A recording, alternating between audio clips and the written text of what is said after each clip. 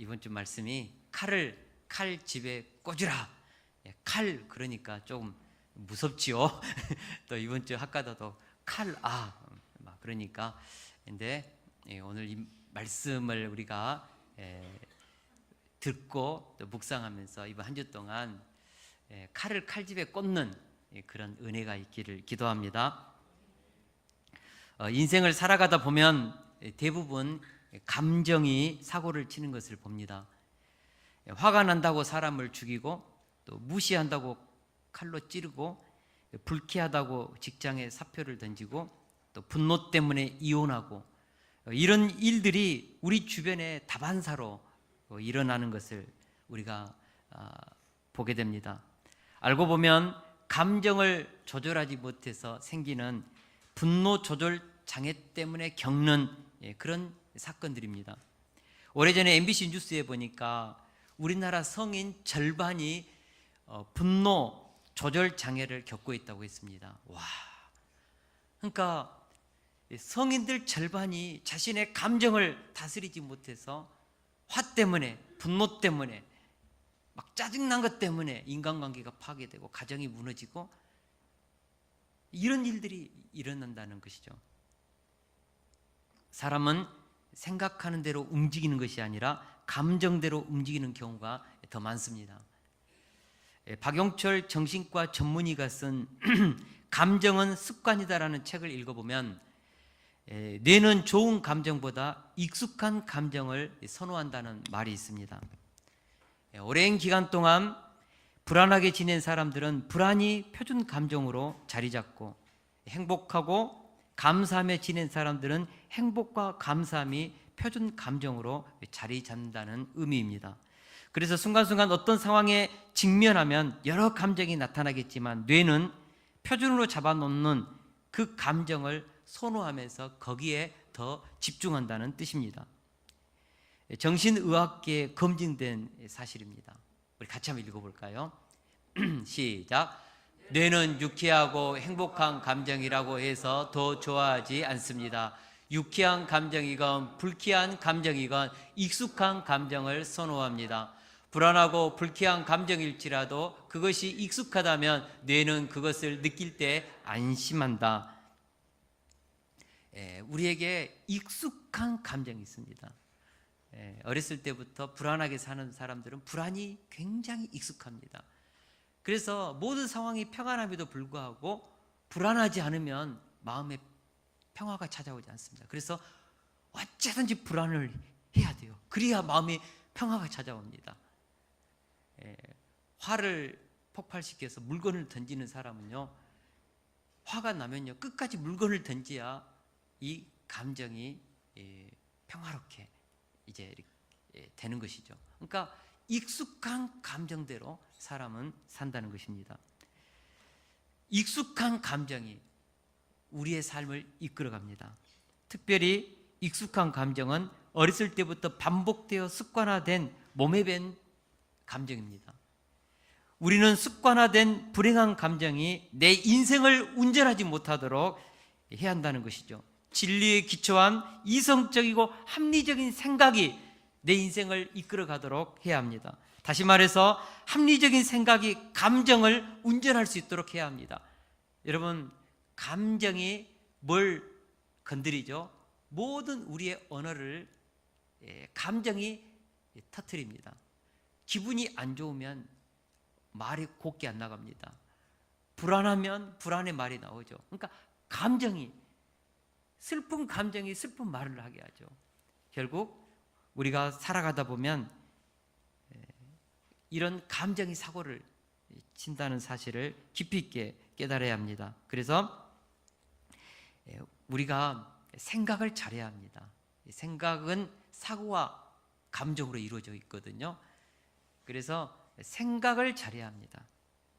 생각을 성경적으로 해야 한다는 것이죠. 여러분, 우리의 감정을 조절할 수 있는 유일한 힘은 생각입니다. 우리의 감정을 통제할 수 있는 유일한 힘이 뭐라고요? 생각입니다.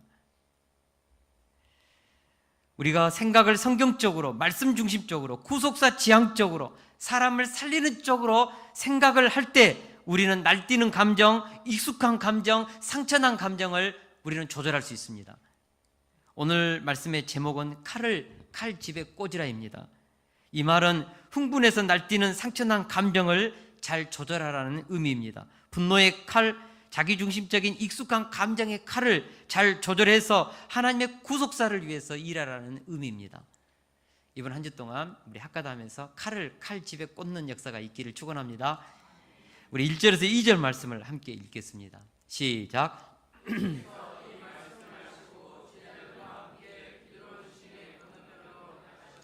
그곳에 동산이 있는데 제자들과 함께 들어가시니라. 아멘. 또 있습니다. 같이 있습니다. 시작. 그곳은 가끔 예수께서 제자들과 모이시는 곳이므로 예수를 파는 유다도 그곳을 알더라. 아멘. 1절에 보니까 예수께서 이 말씀을 하시고 라고 했는데, 예수님은 최후의 만찬석상인 마가다락방에서 지금까지 긴 강화의 말씀을 하셨습니다. 우리가 알아야 되는 것은 요한복음 13장부터 17장까지는 마가다락방에서 행해진 예수님의 권면의 말씀입니다. 그러니까 요한복음 13장부터 17장까지는 장소가 어디라고요? 마가다락방, 최후의 만찬 석상입니다. 요한복음 13장에서 예수님은 제자들의 마가다락방에서 제자들의 그 더러운 발을 씻어주시고 나서 서로 사랑하라 세 계명을 주셨습니다. 그리고 요한복음 14장에서는 우리 예수님께서 자꾸 예수님이 떠나가신다고 하니까 불안해하는 제자들을 향하여 뭐라고 했죠? 너희는 마음에 근심하지 말라. 하나님을 믿으니 또 나를 믿으라. 그러니까 우리 예수님께서 제자들의 마음을 붙잡으신 거죠. 그리고 15장에서는 뭐라고 했습니까? 예수님은 나는 참 포도나무요 너희는 가지다. 내가 너 안에, 너희가 내 안에 있으면 너희들은 열매를 맺을 수 있다. 너희들은 예수님 안에 거해야 한다. 예수님께서 참 포도나무 비유를 통하여 제자들이 열매 맺는 인생을 사는 비밀을 가르쳐 주었습니다. 16장에서는 너희가 앞으로 예수를 믿는 것 때문에 환난과 고난이 오겠지만 성령께서 진리로 인도해 주시기 때문에 담대하라, 두려워하지 말라 말씀하셨습니다. 특별히 예수님도 내가 세상을 이겼다, 그러니까 너희들은 담대하라. 그리고 성령께서 너희를 진리 가운데로, 승리 가운데로 이끄실 것이다 말씀해 주시고, 그리고 요한복음 17장에서 예수님께서 마침내 자신을 위해서, 제자들을 위해서, 앞으로 믿게 될 성도들을 위해서 대제사장의 기도를 하셨습니다. 이 과정에서 요한복음 13장에서 누가 떠났습니까? 밤중에 가룟 유다가 예수님을 팔기 위해서 떠났지요. 그러니까 예수님은 이제 마가다락방에서 13장부터 17장까지 말씀하고 있는 동안에 이제 제자였던 가룟 유다가 대제사장에 가서 예수님을 팔아 넘기고, 은 30에 팔아 넘기고 군사들을 데리고 예수님이 자주 가신 곳으로 올 줄을 알고 마지막 유언적인 권면의 말씀을 하신 것이죠. 그래서 우리가 요한복음 13장부터 17장까지 읽을 때, 와, 조금 있으면 십자가에 못 박혀 돌아가실 그분께서 이렇게 논리 정연하면서 감정에 휘둘리지 않고 제자들을 사랑하면서 안심하라, 걱정하지 마라, 오히려 그들의 마음을 다독거리면서 어떻게 이런 말씀을 하실 수 있었을까? 감동이 되는 것이죠. 우리 예수님은 2절에서 1장 2절에서 보니까 어떻게 했습니까? 가룟 유다가 알고 있는 그곳으로 가셨습니다. 다시 말하면 감람산 겟세마네 동산으로 가신 것이죠.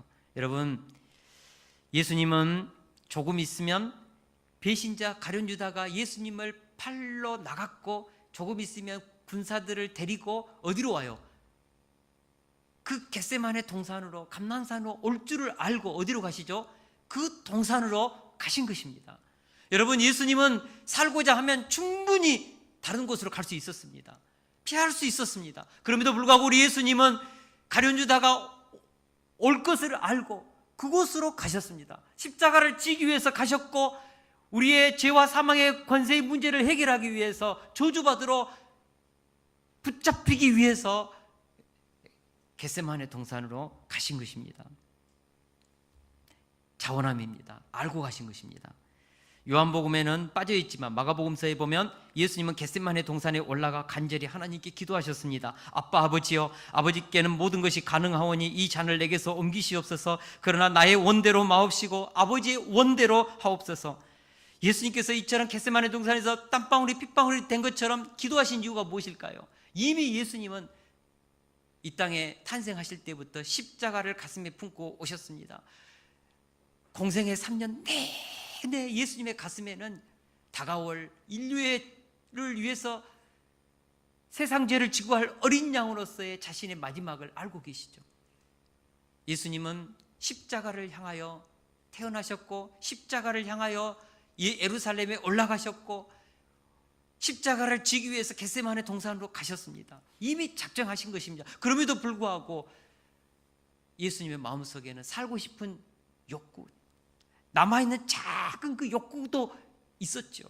그래서 예수님은 그 작은 살고 싶은 그 욕구, 나의 원대로 하고 싶은 욕구를 그 겟세마네 동산에서 그것마저도 부인을 하는 것입니다. 그것마저도 하나님 앞에 철저하게 없애는 것이죠. 아버지, 살고 싶습니다. 이것이 나의 원입니다. 십자가를 지기 위해서 33년 동안 마음속에 담고 결심했지만 아직도 그것이 남아있습니다. 아버지, 이것마저도 없애주십시오. 나의 원대로 마옵시고 아버지의 원대로 하옵소서. 간절히 기도하시고 십자가를 온전히 수용하신 것이죠. 받아들인 것이죠. 죽기로 결단하신 것이죠. 이로써 예수님은 앞으로 닥쳐올 어떤 고난도 감당할 수 있는 결심을 하셨습니다. 예수님께서 하나님 앞에 십자가에 못 박히기로 결심하자 가룟 유다가 군대와 및 대제사장들과 바리새인들에게서 얻은 하속들을 데리고 예수님을 체포하러 오셨습니다. 12절에서는 천부장이 등장하는데 1000명의 군대를 이끄는 장이 왔습니다. 천부장이 왔어요. 그러면은 최소한 군대는 대대급 병력이었을 것입니다. 600명 이상은 넘었을 거예요.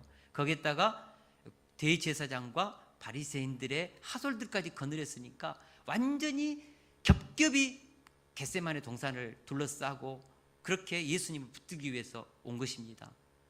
횃불을 들고 창을 번뜩거리며 칼을 차고 온 것이죠. 살벌한 분위기입니다. 전쟁이 이루어질 줄 모르는 엄청난 그런 상황입니다. 아마 제자들이 횃불들이 막 착착착 소리가 나고 갑옷 소리가 나고 창 소리가 나고 막 사람들의 군호 소리가 났을 때 벌벌 다리를 덜덜 떨었을 거예요. 이때 예수님께서 어떻게 하셨는가? 우리 4절을 같이 한번 읽겠습니다. 시작.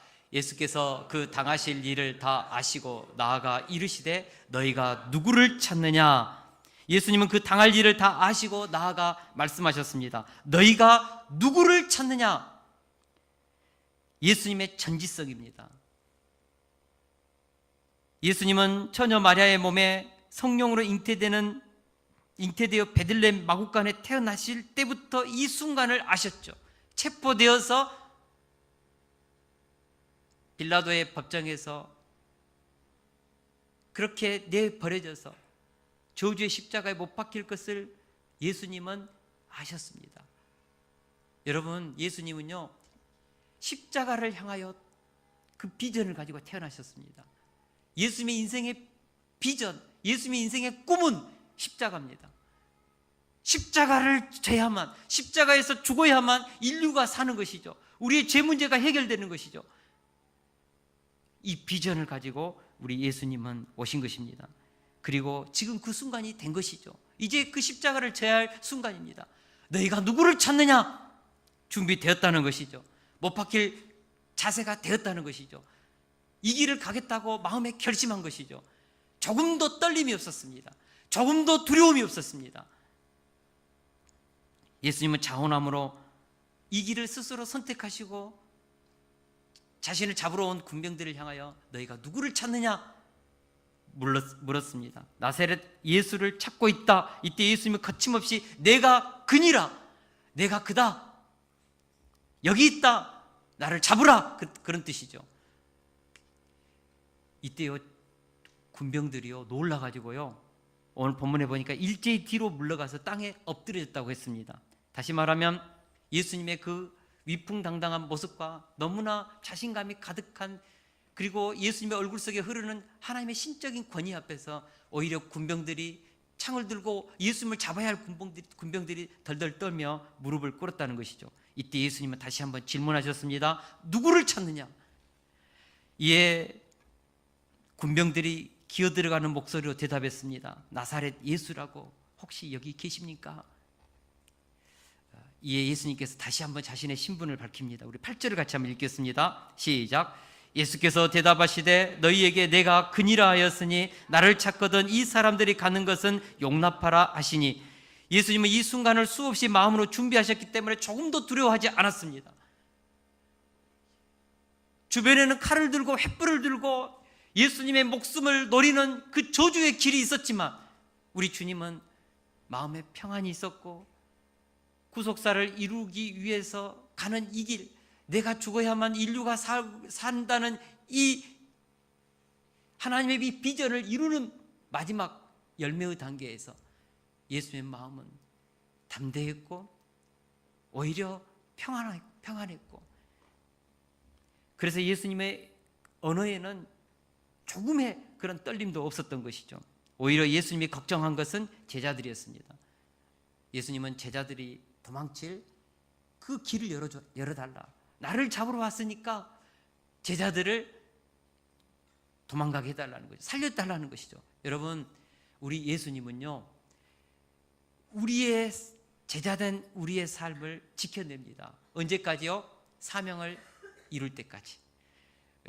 제자들이 앞으로 사도행전에서 교회를 세우고 복음이 땅끝까지 증거되는 그 일에 제자들은 앞으로 해야 될 일이 있습니다. 지금 죽을 수 없는 것이죠. 예수님은 한번 택하시고 부르신 자들을 끝까지 책임지십니다. 보호하십니다. 할렐루야. 그래서 우리가 예수 그리스도 안에서 부름을 받았다면, 그리고 내 인생 가운데 비전이 있고 사명이 있다면, 여러분 하나님이 부르실 때까지 안심하십시오. 두려워하지 마십시오. 질병이, 암이 공격한다 할지라도, 교통사고에 있어서 혹시라도 부딪힌다 할지라도 우리 죽지 않습니다. 사명이 있는데요, 사명이 있는 자는 죽지 않습니다. 그리스도 안에 부르심을 받았다면, 나에게 하나님을 향하는 꿈이 있다면, 비전이 있다면 하나님이 부르실 때까지 하나님이 우리 인생을 지켜내십니다. 우리 예수님께서 제자들을 책임지셨습니다. 보호하셨습니다. 바로 이때 시몬 베드로가 무엇을 했습니까? 그는 갑자기 가지고 있던 칼을 빼서 대제사장의 종의 귀를 쳐서 베어버렸습니다. 베드로는 아마도 스승이 체포되는 것에 대해서 분을 참지 못하고 순간적으로 칼을 휘두른 것 같습니다. 인간적으로 생각하면 이런 베드로는 얼마나 충성스럽고 용감스럽습니까? 생각해 보십시오. 제자들은요, 지금 다리를 후들후들 떨면서 어떻게 하면은 살아날 것인가 궁리하고 있는데, 베드로가 갑자기 예수님 앞에 딱 나가지고 칼을 쫙 빼가지고 막 칼을 휘두르면서 말고의 길을 뱉다고요. 이게 뭐지? 와, 대단하잖아요. 충성스럽잖아요. 용감스럽잖아요. 와, 과연 수제자다.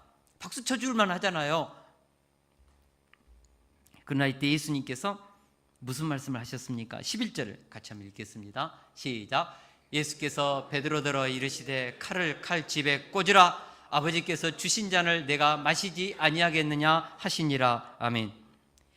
예수님은 베드로에게 칼을 칼집에 꽂으라 말씀하셨습니다. 그리고 말고의 길을 다시 붙여주시고 그 순간 낫게 해주셨습니다. 여러분, 베드로의 문제가 무엇입니까? 현재 겟세마네 동산에서 이루어져야 할 하나님의 구속사를 이해하지 못했다는 점입니다. 다시 말해서 Here and now, 지금 이곳에서 하나님이 행하실 그 하나님의 마음을 몰랐다는 것이죠.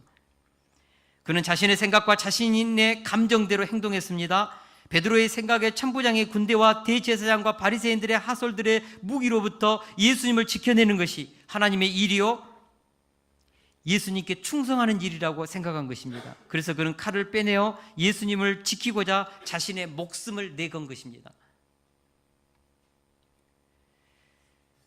그러나 그것은 베드로의 생각이었다는 것이죠.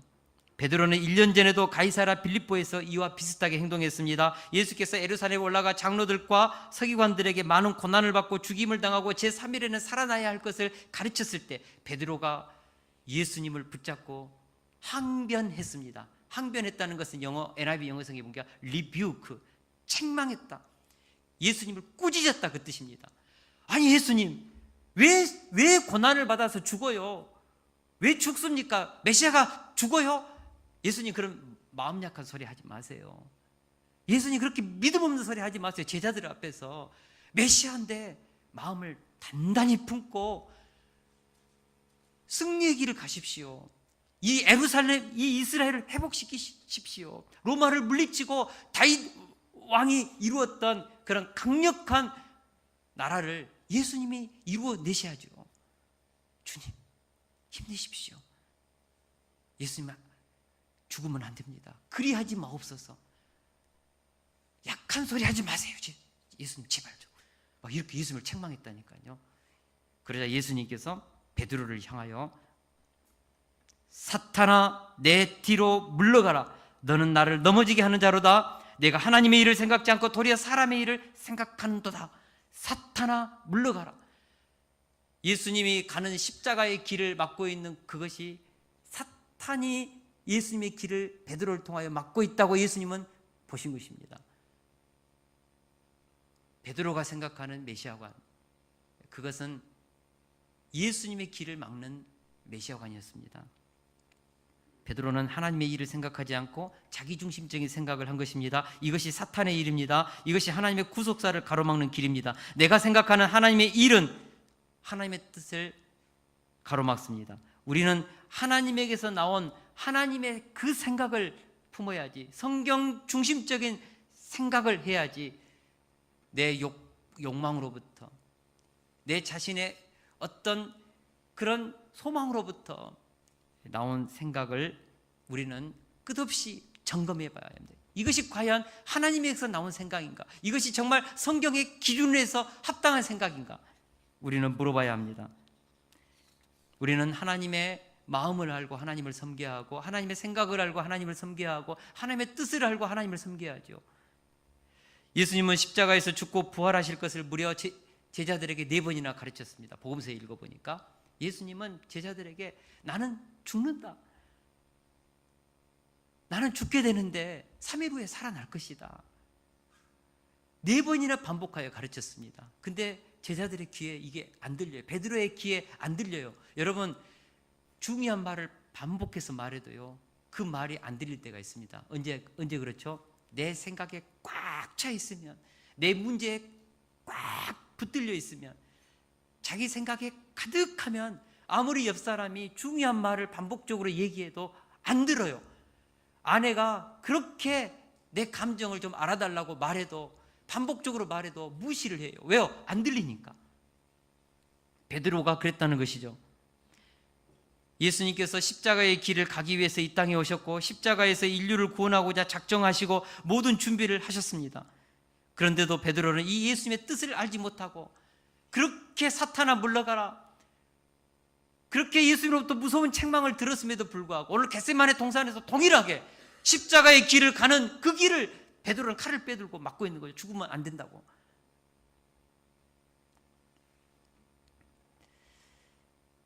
왜 그렇습니까? 자기 생각에 붙잡혔기 때문입니다.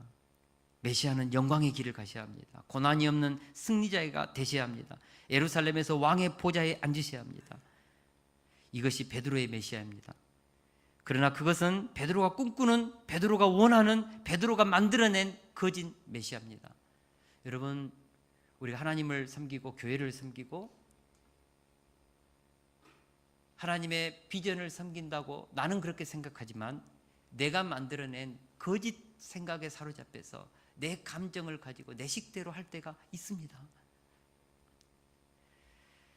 성경이 참으로 말하는 메시아는 무엇입니까? 우리 이사야서 53장 4절에서 5절을 우리 같이 한번 읽겠습니다. 시작. 그는 실로 우리의 질고를 지고 우리의 슬픔을 당하였거늘 우리는 생각하기를 그는 징벌을 받아 하나님께 맞으며 고난을 당한다 하였노라. 그가 찔림은 우리의 허물 때문이요 그가 상함은 우리의 죄악 때문이라. 그가 징계를 받음으로 우리가 평화를 누리고 그가 채찍에 맞음으로 우리가 나음을 받았도다. 아멘. 성경이 말하는 메시아는 어떤 메시아인가? 아담 이후부터 인간의 끝없는 그 타락의 길을 가면서 죄와 사망 아래로 죄의 노예로 살게 하는 그것을 끊을 수 있는 것이 뭔가? 하나님이 인간이 되어서 십자가에서 죽는 것입니다. 고난받아 죽는 것입니다. 창에 찔리고 조롱당하고 비난당하고 저주받는 것입니다. 하나님의 모든 진노가 십자가에 쏟아지는 것입니다. 이것이 성경이 말하는 메시아입니다. 세상 죄를 지고 가는 하나님의 어린 양입니다. 대속의 제물로 예수님은 오셨지 왕으로 이 땅에서 하나님의 이 땅에서 세상 나라를 통치하는 이 땅의 왕으로 오시지 않으신 것입니다. 예수님은 우리 죄를 지시기 위해서 하나님의 어린 양으로 대속의 제물로 구원의 메시아로 오신 것입니다. 우리가 자기 중심성을 내려놓지 못하면 베드로처럼 하나님의 구속사를 가로막는 사탄의 도구가 될 수 있다는 것이죠. 우리가 자기 중심의 생각을 바꾸지 않으면 지금 여기서 이루어지고 있는 하나님의 뜻을 대적하는 가룟 유다의 길을 갈 수 있습니다. 여러분 생각해 보십시오. 예수님을 팔기 위해서 군대를 데리고 온 가룟 유다나 십자가의 길을 가지 못하도록 칼을 휘두르고 있는 베드로나 무엇이 다릅니까? 인간적으로 생각할 때 유다는 배신자고 베드로는 충신입니다. 그러나 예수님이 바라볼 때 가룟 유다나 베드로나 거기서 거깁니다. 여러분 생각을 잘해야 합니다. 스치는 생각 하나가 사람을 죽이기도 하고 살리기도 합니다. 작은 생각 하나가 우리의 미래를 망치기도 하고 최고의 길로 인도하기도 합니다. 스치는 생각이라고 해서 우리가 함부로 그것을 붙잡고 묵상해서는 안 되는 것입니다. 과거에서 떠오르는 생각이라고 그것을 붙잡고 그렇게 감정을 가지고 행동하면 안 됩니다. 여러분 생각은 세 가지로 진행됩니다. 우리 같이 한번 읽어볼까요? 첫째로 시작. 첫째로 생각이 난다. 둘째로 생각이 든다. 셋째로 생각을 한다. 우리가 하는 생각은 세 가지로 이루어집니다. 첫째로 생각이 난다. 어디서 납니까?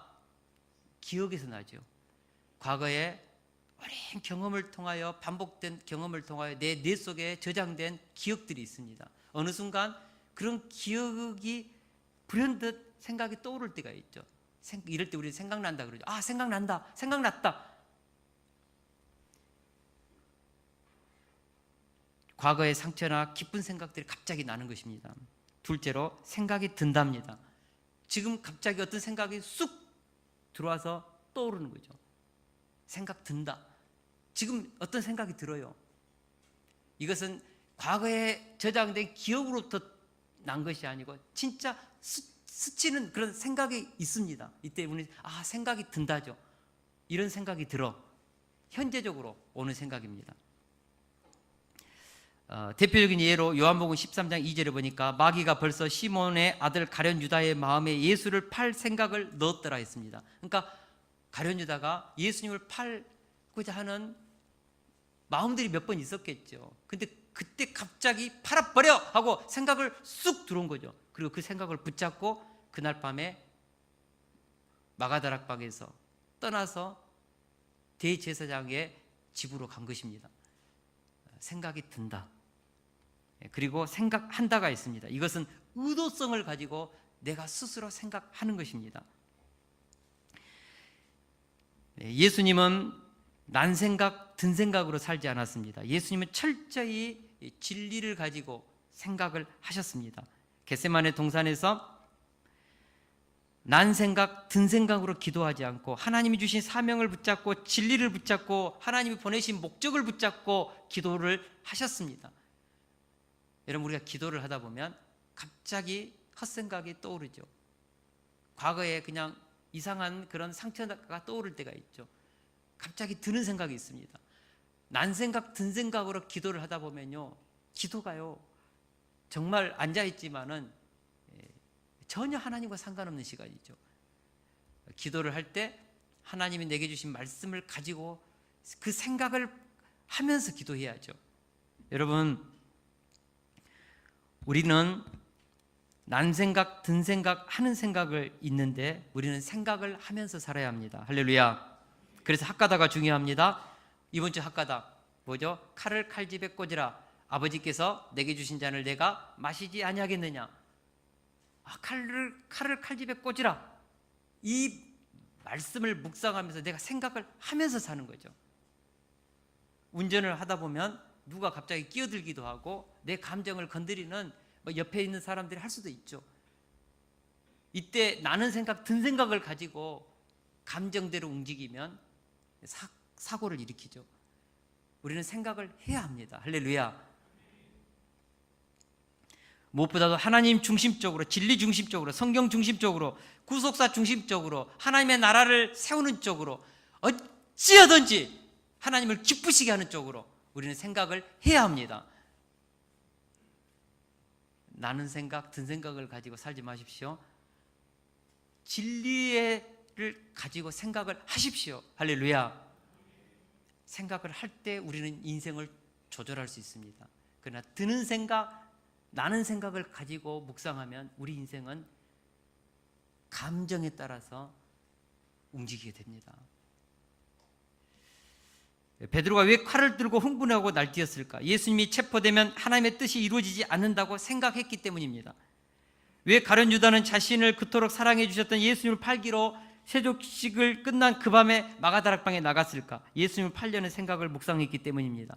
생각이 결국 감정을 움직이고 행동하게 합니다. 반면에 예수님은 칼을 빼들고 말고의 길을 자르면서 정신없이 날뛰는 베드로에게 아버지께서 주신 잔을 내가 마시지 아니하였느냐? 예수님은 자신이 체포당하실 것을 아시고 겟세마네 동산에서 기도하셨고 이미 그것을 끊임없이 묵상하셔서 주님이 내게 주신 이 잔을 내가 마시겠다고 스스로 생각하고 의지를 동원해서 결심하고 오늘 이 이후에 당할 비난과 조롱과 창에 찔림과 모든 저주를 감당하겠다고 결정하셨기 때문에, 마시겠다고 하셨기 때문에 예수님은 감정으로 그 시간에 흥분하여 날뛰지 않고 예수님은 평안한 마음으로 아버지께서 주신 잔을 마시면서 갔다는 것입니다. 사랑하는 동역자 여러분, 만약 예수님이 구속사 지향적으로 생각하지 않았더라면 가룟 유다가 예수님을 팔아 넘기면서 군대를 이끌고 와서 예수님을 향하여 배반의 입맞춤을 할 때 이 더러운 입 치우라 하고 뺨 때릴 수 있지요. 베드로가 앞에서 칼을 막 들고 예수님을 보호하기 위해서 막 흥분하게 날뛸 때 베드로 충성스러워. 내가 이전부터 알아봤다. 너는 수제작가면 이렇게 할 수 있죠. 벌벌 떠고 있는 제자들 너희들은 못해. 우리 같이 힘을 가지고 한번 이런 식으로 할 수 있겠죠. 그러나 예수님은 십자가의 길을 가기로 굳게 결심하셨고 마시기로 작정하셨고 그렇게 생각하시면서 자신의 모든 뜻을 복종시켰기 때문에 그 자리가 평안한 거예요. 베드로야, 흥분하면 날뛰지 마라. 내가 십자가의 길을 가야만 아버지의 뜻이 이루어지고 인류가 죄와 사망의 권세에서 해방된다. 이 길은 영광스러운 길, 승리의 길, 축복의 길, 잠시 후면 부활에 있는 영광의 길. 이 길을 막지 마라. 구속사의 길이다. 아버지께서 나를 부르시고 이 땅에 보내신 목적이다. 제발 막지 마라. 구속사 지향적으로 생각하면 우리는 감정을 조절할 수 있습니다. 흥분된 마음을 가라앉힐 수 있습니다. 익숙한 감정을 이길 수 있습니다. 어쨌든지 사람 살리고자 하는 마음, 그 마음을 품으면, 하나님의 나라를 이루고자 하는 그 마음을 품으면 우리 감정대로 내 인생을 맡기지 않고 생각을 가지고 의지를 통하여서 우리는 승리의 길, 진리의 길을 갈 수 있습니다. 할렐루야.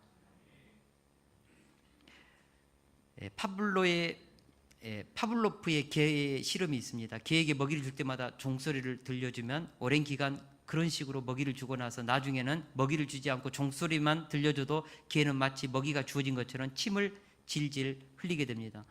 바로 특정한 상황에 습관화된 것입니다. 많은 사람들이 습관화된 익숙한 감정 때문에 고생을 합니다. 자신을 무시한다는 느낌이 들면 필요 이상으로 화를 내는 사람들이 있습니다. 어떤 사람은 그 무시받는 감정 때문에 우는 사람도 있고요. 어떤 사람은 침묵하면서 복수의 칼을 갑니다. 사람들은 익숙한 감정을 따라서 행동한다는 것입니다. 익숙한 감정이 사고를 칩니다.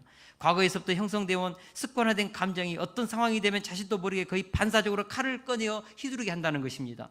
우리가 예수님처럼 구속사 지향적으로 생각을 하면서 이 익숙해진 감정을 이겨내야 합니다. 오늘 주님이 저에게 하신 말씀입니다. 칼을 칼집에 꽂으라. 아버지께서 주신 잔을 내가 마시지 아니하겠느냐.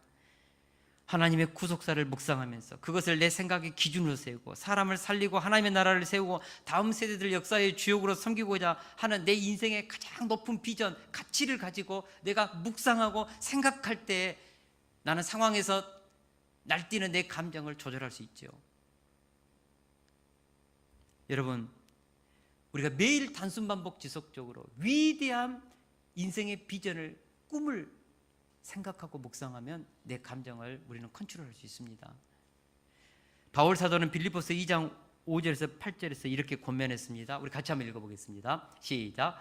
너희 안에 이 마음을 품으라. 곧 그리스도 예수의 마음이니 그는 근본 하나님의 본체시나 하나님과 동등됨을 취할 것으로 여기지 아니하시고 오히려 자기를 비워 종의 형체를 가지사 사람들과 같이 되셨고 사람의 모양으로 나타나사 자기를 낮추시고 죽기까지 복종하셨으니 곧 십자가에 죽으심이라. 아멘. 우리가 예수님의 마음을 품어야 합니다. 너희 안에 이 마음을 품으라. 이 마음이라는 것이 뭘까? 하트가 아닙니다. NIV 영어 성경에 보면 attitude, 태도입니다. 표준 세번역에 보면 여러분은 이런 태도를 가지십시오. 그것은 그리스도 예수께서 보여주신 태도입니다. 이렇게 해석했습니다. 너희 안에 이 마음을 품으라. 너희 안에 예수님이 가졌던 그 태도를 취하라.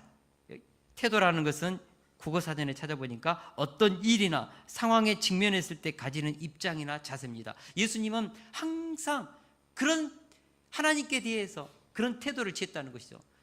어떤 태도입니까? 사람을 살리고 사람을 용납하고 받아들이고 생명을 살려야 하니까. 그래서 종의 자세로 섬기면서 모든 예수님의 삶의 태도는 하나님께 영광이 되고 생명을 살리고 하나님의 구속사를 이루는 쪽으로 포커싱이 맞춰졌다는 것이죠. 그래서 예수님은 어떤 상황, 어떤 환경에서도 마음의 평안을 유지하면서 뭘 할 수 있었습니까? 하나님을 기쁘시게 할 수 있었습니다. 일관된 태도, 이것을 우리는 성품이라고 합니다. 보편적인 성격, 성품. 이분은 남이 보든 안 보든 어떤 상황에서도 일관되게 행할 수 있는 예측된 행동을 가진 사람, 이걸 성품이라고 그러거든요. 이런 성품을 가지라는 거죠. 예수님은 어떤 상황에서도 하나님을 기쁘시게 하는 성품이 나왔고 그런 삶의 태도가 나왔다는 것이죠. 사랑하는 노익자 여러분, 우리가 예수님의 마음을 품어야 합니다. 예수님이 가졌던 태도를 취해야 합니다. 인생을 성공하게 하는 것이 삶의 태도라고 했거든요. 태도. 사람을 대하는 태도. 어떤 환경을 대하는, 뚫고 나가는 그 태도.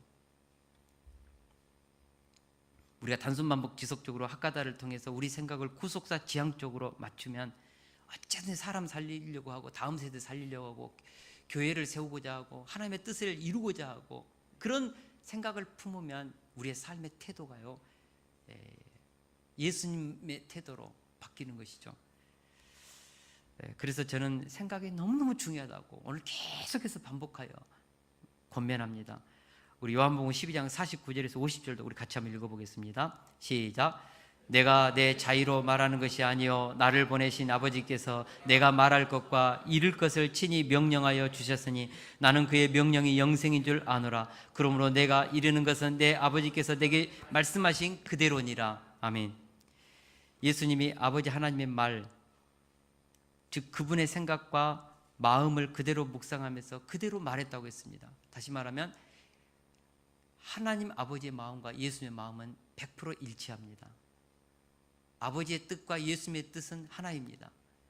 아버지의 생각과 예수님의 생각은 또 같다는 것이죠. 이것이 바로 구속사 지향적인 생각입니다. 우리가 하나님의 생각과 내 생각이 일치하고 하나님의 마음과 내 마음이 일치하고 하나님의 감정과 내 감정이 일치하고 일하시는 방법에 있어서 하나님이 일하시는 방법과 내가 일하는 방법이 일치할 때 이것을 우리는 구속사 지향적인 사고라고 합니다. 조금 어려워할 수 있는데 우리 찬양 가사 중에 아버지 당신의 마음이라는 찬양이 있거든요.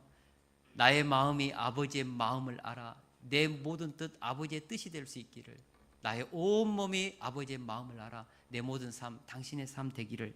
너무나 아름다운 찬양인데 우리가 아버지의 마음을 알고 예수님의 마음을 알아 우리의 모든 뜻이 하나님의 뜻이 되기를 우리가 기도해야 한다는 것입니다. 그렇게만 된다면 우리는 감정의 칼을 칼집에 꽂을 수 있을 것입니다.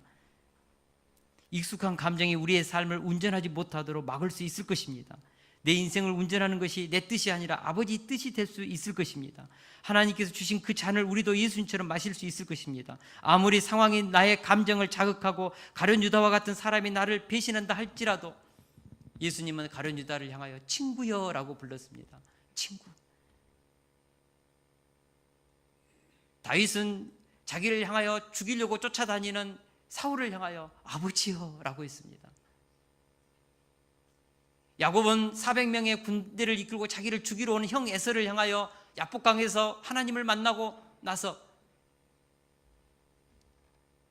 내가 형님의 얼굴을 배운 즉 하나님의 얼굴을 본 것 같습니다 라고 했습니다. 무엇입니까?